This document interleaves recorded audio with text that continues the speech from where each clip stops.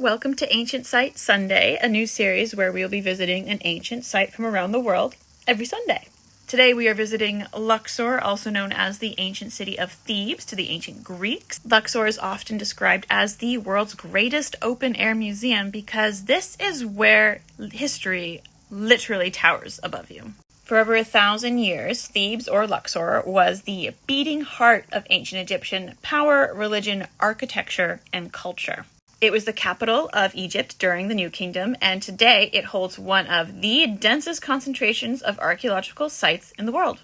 Let's take a tour. Starting in the city proper, we have the Temple of Karnak, which is the largest religious site of the ancient world. It was built and expanded upon for over 2,000 years. It now spans 100 hectares, and over 30 pharaohs had a hand in shaping what it looks like today. The Great Hypostyle Hall in the temple is a literal forest of columns with 134 of them arranged in 16 rows. Some of these columns are over 20 meters high, and they are what we call papyrus columns, as you can see by the shape here.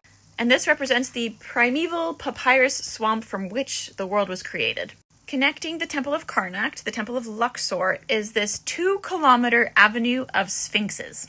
The Temple of Luxor was used for the ritual renewal of kingship through a special festival called the Opet Festival. Crossing the Nile to the West Bank, the land of the dead, we hit the Theban necropolis. Here we have the iconic Colossi of Memnon, which are 2 statues of the pharaoh Amenhotep III that once flanked the entrance of his mortuary temple. The statues are famous because in 27 BCE there was an earthquake, and after that, one of the statues began to emit like a musical tone during sunrise. Not far from the Colossi of Memnon is one of the most architecturally sophisticated monuments of the ancient world.